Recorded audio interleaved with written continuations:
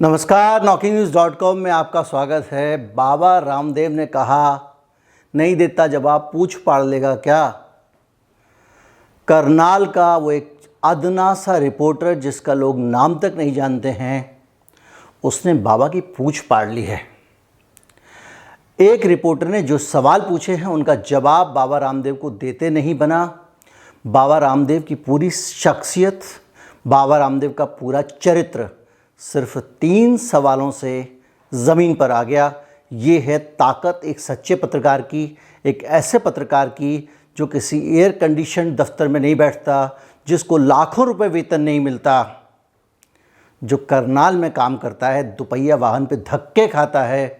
उस पत्रकार ने ऐसे सवाल पूछ लिए जिनको पूछने की हिम्मत किसी की नहीं थी। आज इसी बारे में बात करेंगे, उसके सवालों का विश्लेषण करेंगे, बाबा रामदेव के चरित्र की बात करेंगे, उनके कॉरपोरेट साम्राज्य पे नज़र डालेंगे और ये भी पता करेंगे कि सच्ची पत्रकारिता कहाँ और कौन कर रहा है।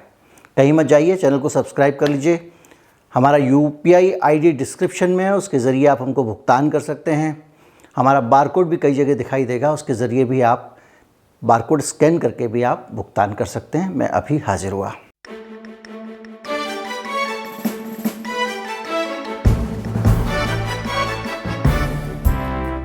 जब मैं आपको कहता हूं कि आप हमारे चैनल को सपोर्ट करने के लिए भुगतान कर सकते हैं, तो इसका मतलब है कि आपके पास अगर अतिरिक्त धन है, आपकी समस्त आवश्यकताओं को पूरा करने के बाद बचा हुआ कुछ धन है, तो उस धन के ज़रिए आप भुगतान करें, ना कि आप अपनी ज़रूरत से कटौती करके पत्रकारिता के लिए 1 रुपया भी हमको दें। बाबा रामदेव यानी गुरु रामदेव, या कहें कि लाला रामदेव, हाल में अपने एक कार्यक्रम में गए हुए थे। कोई सन्यासी बाबा हैं वहाँ पे उनसे मिलने के लिए गए हुए थे। हेलीकॉप्टर से उतरे, उनका स्वागत हुआ, जय जयकार हुई और वो चलते जा रहे थे और आसपास चमचे ढोल बजा रहे थे। तब तक बाबा रामदेव को कोई ऐतराज़ नहीं था। देखिए सवाल कितना अनकम्फर्टेबल करते हैं। इस बीच में प्रेस कॉन्फ्रेंस होती है और वहाँ लोकल कुछ पत्रकार आते हैं और एक पत्रकार बाबा रामदेव से पूछता है कि बाबा, आपने लोगों से पूछा था कि आपको 40 रुपये लीटर पेट्रोल वाली सरकार चाहिए या नहीं चाहिए, तो अब आप बताइए क्या हुआ। खैर, मैं आपको पूरा कन्वर्सेशन सुनाता हूँ, सुनना रोचक होगा, उसके बाद मैं इस पे आता हूँ। बाबा जी, योग गुरु का नाम लाला रामदेव जी के नाम से क्यों लिया जाने लगा है? अब तेरे पेट में क्या दर्द हो रहा है? बाबा जी, आपने तो टीवी चैनल पर यह कहा था कि कौन सी सरकार आपको चाहिए, 40 रुपए पेट्रोल वाली सरकार, 300 रुपए सिलेंडर वाली सरकार।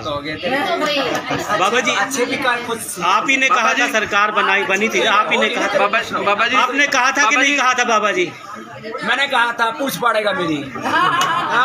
बाबा जी, आपकी कंपनी पतंजलि, बाबा जी आपकी कंपनी पतंजलि विश्व प्रसिद्ध है। बाबा जी, आप ही ने कहा था। अरे आदमी कुछ भी करे भाई, ऐसे प्रश्न मत पूछो। बाबा जी, मैं तेरे प्रश्नों का उत्तर देने के लिए कोई ठेकेदार है? तो जो भी पूछा मैं उसका उत्तर दूं।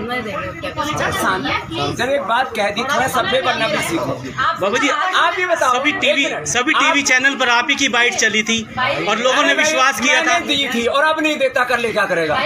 चुप हो जा, अब आगे से पूछेगा तो स्वामी जी, बाबा जी बोल दिया ना। स्वामी जी, बाबा जी आपकी, बाबा जी, आपने तो टीवी चैनल पर यह कहा था कि कौन सी सरकार आपको चाहिए, 40 रुपए पेट्रोल वाली सरकार, 300 रुपए सिलेंडर वाली सरकार। बाबा जी, अच्छे भी कुछ आप ही ने कहा था सरकार बनी थी, आपने कहा था कि नहीं कहा था? बाबा जी, मैंने कहा था पूछ पड़ेगा मेरी। बाबा जी आपकी कंपनी पतंजलि, बाबा जी आपकी कंपनी पतंजलि ऐसे जाता ना आदमी को ना। बाबा जी, आप ही ने कहा था। अरे आदमी कुछ नहीं कह रहा भाई, ऐसे प्रश्न मत पूछो। बाबा जी, मैं तेरे प्रश्नों का उत्तर देने के लिए कोई ठेकेदार है? तो जो भी पूछा मैं उसका उत्तर दूं। जब एक बात कह दी, थोड़ा सभ्य बनना भी सीखो। आप ये बताओ, एक मिनट, सभी टीवी चैनल पर आप ही की बाइट चली थी और लोगों ने विश्वास किया था। मैंने दी थी और अब नहीं देता, कर ले क्या करेगा? चुप हो जा, अब आगे से पूछेगा तो ठीक नहीं। स्वामी जी, बाबा जी बोल दिया ना। स्वामी जी, बाबा जी पहले तो बातचीत करने की शैली और सलीका देखिए।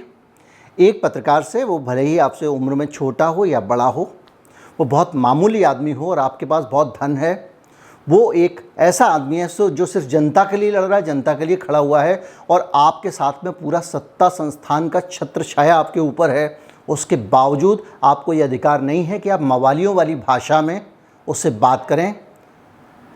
शोभा देता है एक आदमी जो अपने आप को सन्यासी कहता है वो ये कहे कि पाड़ ले, क्या पाड़ लेगा, क्या उखाड़ लेगा, ये भाषा तू तड़ाक के साथ में, ये कौन से सन्यासी की भाषा, ये कौन से वेद शास्त्र में लिखा हुआ है कि ऐसी बदतमीज़ी की भाषा किसी योगी और सन्यासी को करनी चाहिए, इस्तेमाल करनी चाहिए।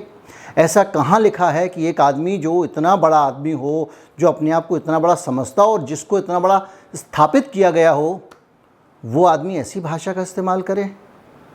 ऐसा कहाँ किस जगह लिखा हुआ है कि कोई व्यक्ति अगर वो बड़ा हो गया है तो पत्रकार से कहेगा जा मैं नहीं देता तेरे सवाल का जवाब, जा बोला था और अब नहीं बोलूँगा। ऐसा कौन निरक्षर मिलेगा जो एक पत्रकार से कहे कि तू क्या ठेकेदार लग रहा है जो मुझसे सवाल पूछेगा। इस सब से पता चलता है कि किस तरह बाबा रामदेव खिसियाए हुए हैं, क्योंकि उनकी सारी की सारी जो धतकर्म और साजिशें हैं, उनकी जो बदमाशियां हैं जो वो कॉरपोरेट जगत में कर रहे हैं, जो रुचि सोया के मामले में उन्होंने की है और अलग अलग मामलों में की है, और जिस तरह का उनको सेबी से थप्पड़ लगा है, उसके बाद में बाबा रामदेव की सारे के सारे, मैं कहूँगा ये लीगली फ्रॉड नहीं है, लेकिन ये सारे के सारे जो फ्रॉडगिरी के काम बाबा कर रहा है वो पकड़े जा रहे हैं। तो बाबा के चेहरे का रंग उड़ रहा है। जो दुनिया को कहता है मैं योगी हूँ, मन को शांत रखो, मन को नियंत्रित रखो, जो कहता है कि योग जो है आपके दिमाग को जो है वो शांत रखता है, उस बाबा का क्रोध देखिए आप, उसकी शांति गायब है, अशांति इतनी ज़्यादा है कि एक रिपोर्टर उसको तिलमिलाने को मजबूर कर देता है। अब आप थोड़ा फ्लैशबैक में जाइए और याद कीजिए कि जो बाबा इतना तिलमिला रहा है, इसको 40 रुपये पेट्रोल वाला बयान देने के लिए किस किस तरह से नवाजा गया होगा और किस किस तरह से इसको सहूलियतें दी गई होंगी। जब ये किसी पार्टी के लिए वोट मांग रहा था और उस पार्टी का प्रचार कर रहा था, उन अपने फॉलोअर्स के बीच में, उन अपने अनुयायियों के बीच में जो इस बाबा को एक सच्चा इंसान मान के और इसको फॉलो करते हैं, इसकी बात मानते हैं, ये उनकी आस्था को एक राजनीतिक दल को बेच रहा था। और उसके बदले में इन्होंने कितनी ज़मीनें ली हैं, इसका अगर मैं हिसाब लगाऊं और एक एक यहाँ पे ज़मीन कांड खोलूं तो आपको 10 वीडियो कम पड़ेंगे। लेकिन आपकी सहूलियत के लिए मैं ये गूगल से निकाल के एक सर्च का स्क्रॉल दे रहा हूँ, जिसमें सिर्फ खबरें ही खबरें हैं, और ये खबरें बता रही हैं कि किस तरह से इस मुल्क में बाबा रामदेव को खुले हाथ से ज़मीन दी गई। मुल्क क्या होता है? मुल्क होता है एक भूभाग।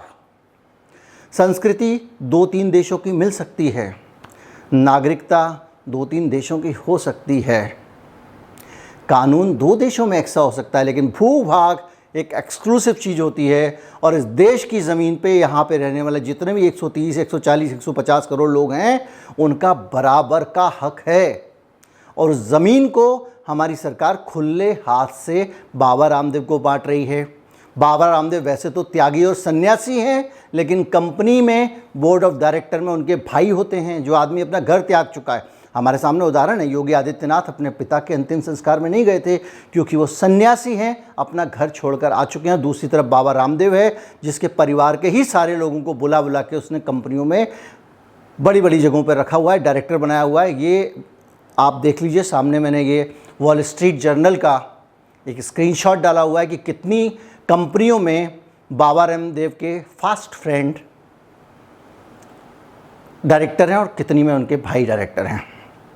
और ये सारी की सारी चीज़ें जब आप देखते हैं तो आपको समझ में आता होगा कि वो क्या वजह रही होगी जब एक हिंदुस्तान के सबसे बड़े चैनल के प्राइम टाइम एंकर को 2 कड़े सवाल पूछने के बाद चैनल से निकाल दिया गया था। वो क्या वजह रही होगी जो लाखों रुपए वेतन पाने वाले बड़े बड़े चैनलों के बड़े बड़े एंकर वो सवाल नहीं पूछ पाते हैं, जबकि उनकी काबिलियत इससे 10 गुना पावरफुल सवाल पूछने की है, लेकिन नहीं पूछ पाते हैं जो करनाल का एक लड़का पूछ लेता है।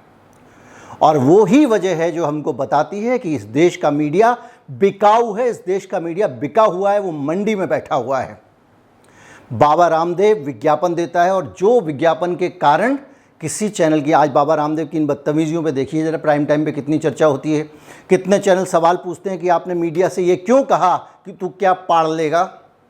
कितने चैनल ये सवाल पूछते हैं कि बाबा जी आपने ये क्यों कहा। कितने चैनल ये सवाल पूछते हैं कि आप बताइए, आपने 40 रुपये पेट्रोल कहा था बिकेगा, तो अब कहाँ है वो हालात। और आज आप सरकार के ऊपर, सरकार को कुछ नहीं बोल रहे हैं बाबा, सरकार को नहीं बोल रहे हैं बाबा, आपको और हमें बोल रहे हैं थोड़ा और कमाओ ताकि इस सरकार को तुम और टैक्स दे सको। सुनिए आप।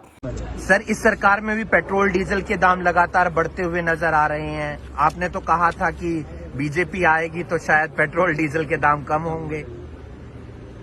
अब सरकार चलाने के लिए उनको टैक्स भी लेना पड़ रहा है और देश चलाने के लिए अब महंगाई है तो थोड़ी कमाई लोगों को बढ़ानी पड़ेगी, थोड़ी मेहनत ज्यादा करनी पड़ेगी। अब मैं सन्यासी हो के 18-18 घंटे मेहनत करता हूँ, तो दूसरे लोग भी थोड़ा मेहनत करेंगे तो कमाई भी झेल लेंगे, देश की भलाई होती। हमारा जन्म बाबा रामदेव के कमाने के लिए हुआ है ताकि सरकार महंगा पेट्रोल बेचे और सरकारी ज़मीनें बाबा को दे और बाबा उससे अपनी दुकानदारी चलाए। ये है हकीकत और ये वो सच है जिसके कारण आपको पता चलता है कि क्यों बहुत सारे एंकर्स को उनकी नौकरी से निकाल दिया गया। आपको पता चलता है कि पूरा मीडिया गोदी मीडिया क्यों बना हुआ है। और एक बड़ा सवाल आप मन में ज़रूर पूछिएगा कि बाबा रामदेव अगर FMCG के विज्ञापन देता है, बाबा रामदेव अपनी छोटे छोटे कॉस्मेटिक्स के विज्ञापन देता है और उसके दम पे अगर चैनल उसके सामने नाच रहे हैं, तो यूनिलीवर जैसी बड़ी कंपनी जो विदेशी कंपनी है वो इस देश के लोगों को चेहरे पे लगाने के लिए कितना भी घातक उत्पाद, मैंने कल एक वीडियो बनाया था, बताया था कि फैलेट्स कितने खतरनाक होते हैं, कितने भी घातक उत्पाद बेच देगा। ये मीडिया आपके लिए आवाज़ नहीं उठाएगा क्योंकि ये मीडिया आपके लिए काम नहीं करता है, ये कॉरपोरेट के लिए काम करता है। यहाँ हर रोज़ एक सुपर एडिटर इंस्ट्रक्शंस देता है कि आपको ये करना है और ये नहीं करना है, और इनके सारे संपादक पूछ हिलाते हैं। वरना अगर ने पूछ नहीं हिलाते तो ये सवाल इतने सालों में बाबा रामदेव से किसी भी चैनल ने क्यों नहीं पूछा। 50 इंटरव्यू हुए होंगे जो करनाल के लड़के ने पूछ लिया। करनाल के लड़के ने जो 3 सवाल पूछे हैं वो सवाल अभी तक किसी ने क्यों नहीं पूछे। और आज करनाल के लड़के ने जब वो सवाल पूछे हैं तो बाबा रामदेव उसका जवाब क्यों नहीं दे पाए, बौखला क्यों गए, तिल मिला क्यों गए। और बाबा रामदेव के चेहरे पर वो हैवानियत दिख रही थी, वो एक गुंडा उनके चेहरे पर दिखाई दे रहा था जो तू तड़ाक से बात करता है और कहता है चुप हो जा, वरना कहता है अब सवाल मत पूछ। ये है इस देश के बाबा की हिमाकत, और ये हिमाकत इसलिए है क्योंकि हमारे देश की सत्ता का उसको संरक्षण प्राप्त है। एक भी ऐसा काम बताइए भारतीय संस्कृति और धर्म के लिए करने वाला जिसके कारण इस सरकार को बाबा रामदेव को समर्थन देना चाहिए। और समर्थन तो ठीक है, लेकिन देश की ज़मीन और संपत्ति क्या आपके विचारधारा के पिताजी की जागीर है जो उठाकर आप किसी को भी दे देंगे? ये खुलेआम सरेआम लूट है, डकैती है, चोरी है, हमारी आंखों के सामने हो रही है। और उसके बाद में ये सीना जोरी है जो कल हमने करनाल में देखी है। इस वीडियो को ज़्यादा से ज़्यादा लोगों तक पहुंचाइए, एक्सपोज करिए, क्योंकि ये लोग एक्सपोज होने के लायक हैं और इस देश का मीडिया इनका पिछलग्गू है, वो कभी इनको एक्सपोज नहीं करेगा, वो नोट गिनने में लगा हुआ है। नमस्कार, जय हिंद।